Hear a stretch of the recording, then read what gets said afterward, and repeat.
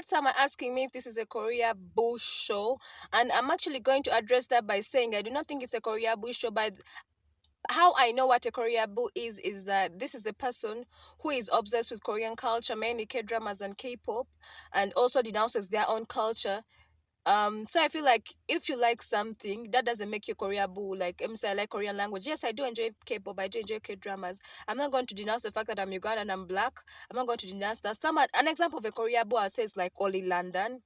But majority is just loving something. You love anime, that doesn't make you like what Japanese boo or something. I don't get it. So I don't think it's a Korea boo show. It's just like just an international dating show. Simple. International Korean dating show. Simple. I don't think it's a Korea bush show at all. That's in my opinion anyway. Hey guys, it's Rose Basemera. Forgive my awkward sitting position, but this is the best position I could get right now. I'm up and down, but I had to talk about it. I had to talk about Ramyun and Chill episode 2. And before I get into details, let me just talk about the fact that let me see, episode 2 was actually very, very much more exciting than episode 1. Like I was screaming almost all the time. I was like you know those reactions you get. Of course, I will always commend the production. Editing was on point, all the things were amazing. I feel like it was really, really well paced, and the highlights were nice. I feel like second episode was a bit less awkwardness. There are still some awkward situations, but not as much as like episode 1. Like episode 1, it was more cringy than this one, but there are still some moments like that anyway. Jawline open shut for arms, just like Terry said. I was like, I agree. And then he walked in. I can't remember his second name. I just call him Lee. So Lee is a fitness model. He's a fitness trainer. We could see it. Everyone could see it. All the guys were like, even the guys were like, as I was still saying, so we go in, he introduces himself. Then Jin says that after seeing him, he looked hot, but then his English, though he speaks English, is a little turn off. And then Hattie, and then Jin agrees with her. But then me thinking about that is the fact that they are in a country where English isn't spoken by the majorities, but is spoken by the minority. And I feel like every time a foreigner tries to speak let me say Korean, even though it's like broken Korean or not good enough Korean, the Koreans appreciate it and they're happy about it. But then why is it the other way around, that when they try to speak English, even though it's not that good, we feel like it's not up to par? It's not fair. Me coming from a country where we have our own indigenous tribes and languages, and also English is there are different accents involved. I feel like that shouldn't be like the main thing. Like if you like someone, I feel like that's something you could overlook. But maybe if you say like first impressions, probably maybe that's first impressions, it's off and stuff like that. But if you get to know the person, you might change your mind. You never know. So that's just a first impression. Leaving that at that. Why is KJ looking like a teacher? Like the glasses and like how the outfit, like how teachers really dress up. I'm like, okay. He's like so looking like a teacher. But okay, that's how we chose to dress. No problem, no wahala. So the moment Lee gets in that little table after doing their talent shows and stuff like that, and it gets a bit awkward because it's like 3 or something. How many girls are all just, he's hot, he's like looking at him. And then I think the guys can also feel it, like, yeah, they're looking at him. Yeah, he's healthier. They always like to call fit bodies healthier. And my sixth sense was like, oh, I'm sensing drama. Maybe drama is about to come up. But anyway, he sits next to Tiffany. He's being nice to Tiffany, gentlemanly. Or you could say, oh, he liked Tiffany most. He's offering her water and stuff like that. Then there's this game they're playing. I don't know what it's called. I don't remember what it's called. But you have to eat that cat thing until it's like, the other person eats from their side, from these ends, until like a smallest part remains. And then they get their pairings. I honestly don't remember the pairings. I just know Erica was picked by Dan, and she hated it. She didn't like it. It was all over her face that she's like, oh no, why? She hated it. Of all the couples, she's the one who hated it. Other people are just casually okay with it, but her, It was obvious she didn't like. She didn't want Dan to pick her. That was obvious. Funny how KJ picked Bella, but I think every black girl would understand that if there was lip gloss there, chances are very high to be for Bella. Like if you're a black girl, you know lip gloss. You know lip gloss. Okay, I don't have any right now, but you know lip gloss. You have to have it anyway. Like Bella was paired up with KJ. What? Sonia was paired up with the new guy Lee. Yeah. I don't remember other couples very well. Oh, I've seen the game is called Pepero. Meanwhile, when they told them they're going to play that Pepero game, Dan goes ahead to ask Erica, do you feel uncomfortable doing this? Dude! It was written on her freaking face. Like her face was saying it all, like, I don't want to be here. I don't want to do this with you, actually. I want to be here, but not with you. She had her eyes on Mr. Lee, Mr. Massa, you know. And then they go ahead to play the games. And then, unfortunately, Dan and Erica win. Dan and Erica win, followed by Bella and KJ, surprisingly. But then this is the chance to use the hideaway, like that bedroom, those ends with wine, cheese. I don't like cheese, but yeah. And then of course the girl has to allow to go with the guy to the hideout, and Erica turned him down.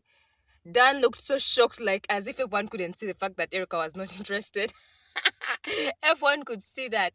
Anyway, of course the chance moves on to the second couple, which is Bella and KJ. So KJ asks Bella, do you want to Ramyun and Chill? And Bella is like, they first give us like a suspense, like for 20 seconds, and she allows, and KJ seemed so relieved. I just wonder. It's just like, you know, what I thought about when this happened. I was like, so they're just throwing in random things to get them like, just like to be, I think, more. When I saw the fact that they were playing the Pepero game, I was like, I think it might be awkward, like you just put that Pepero game in there. But sometimes I feel like when you throw in these games, random games, it helps like people be more honest with themselves, because maybe without that thing we wouldn't have known that, oh, Erica doesn't like Dan, like around people around. Of course we knew because she was talking to the camera, but I'm saying like during that dinner table no one would have known. So I feel like that helps bring out the honesty in people, because now you cannot avoid it and you cannot pretend that much, so you have to actually now go with what you want.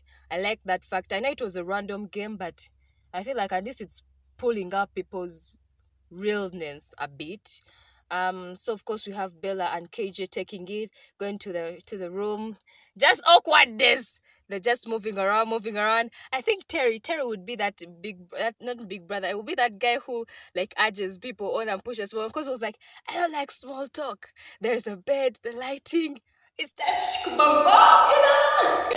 I think Terry would just go in for that like 100%. So in my opinion, I was thinking, why does the hideaway not feel like the hideaway? Because it felt like the girls would kind of see or listen, you know what? The dudes are like, oh, the lights are still on, or the curtains are down. I want it to be like somewhere where no one is seeing what's actually happening, so that it's like a secret. But anyway, it is what it is. Moving on. I'm like, what is going on here? But I think they made out, because when they showed us that car clip, it's like I saw some bodies together. Honestly, I think they made out. I don't know how far they went, but they definitely made out. That's why I like watching these shows. I like to just watch people's lives and comment on them. Yes, that's what I like to do. So but I know that they definitely made out because our man, the producer, turned off the cameras. So there's some dirty going on there. Because if you're just going to sleep, how would you turn off the cameras? Morning time comes. We have Mr. Maso working out shirtless. I would say, yeah, he has a dope body. I'm not gonna lie, he has a dope body. So we have Sonia, Sonia, and Erica. Nails out battle. They're under attention of the guy, but it seems to be talking more to Sonia. So Erica is feeling a bit but. And also Dan always being awkward. He's walking out in front of the girls. He wants to like kind of compete with Lee. I don't know, Chang Hok. Yeah, I don't know his name, second name. Let me just call him Lee. But I don't know why I find Dan to be a bit awkward. Like, why can't he just be himself? I don't know. He has something that is. Mm, you know, so here comes another opportunity where like the you're supposed to choose someone to go have lunch with. So here is something again to show like who likes who likes who. But Minje goes first and just says, "Who wants to go to lunch with me?" He just takes that initiative. Boldness, I would say, it's a bold move. But luckily, Sonia is like, I'll have lunch with you. So you have Minje, Sonia, Bella, of course, is with KJ. Erica is with Lee, and Sabrina is with. No, Sabrina was with Chan. Yeah, Erica is with Lee, Sonia is with Minje, Tiffany is with Dan, Bella with KJ.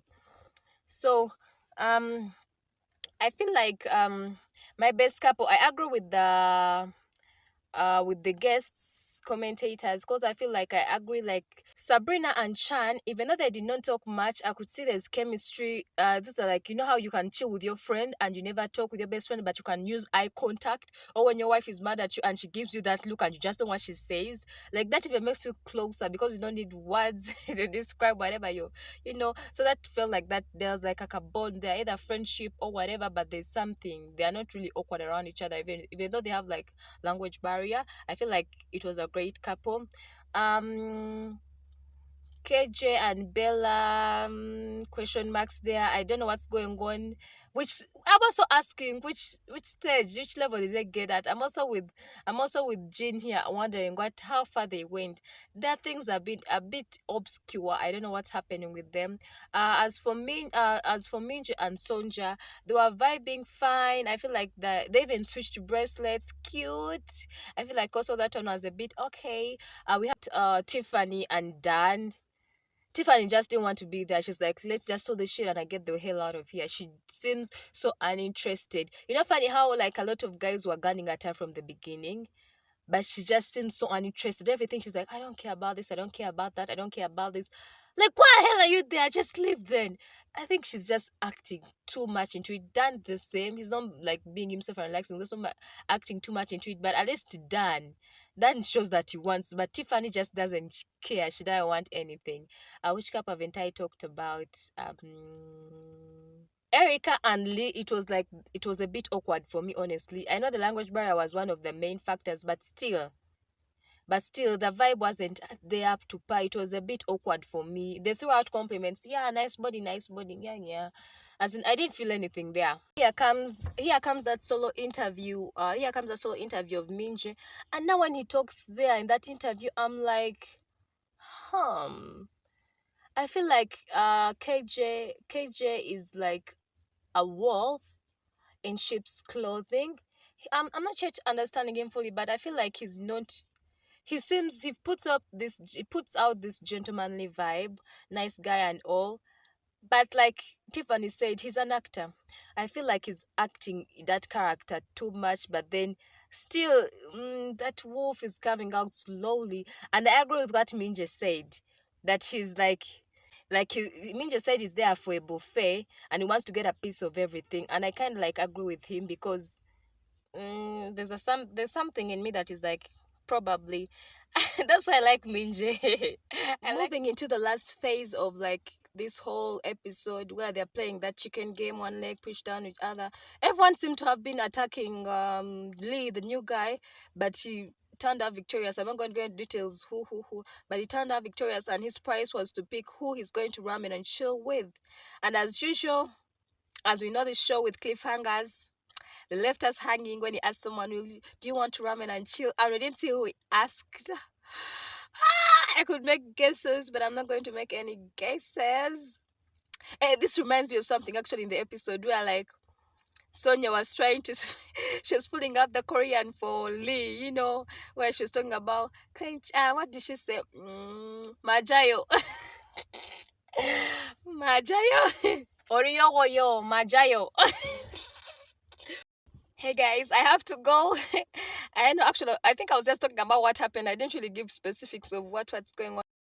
Thank you very much for watching. I'm Enyaga Rose Basemera. Don't forget to like, comment, share, and subscribe. Tametaba. Bye.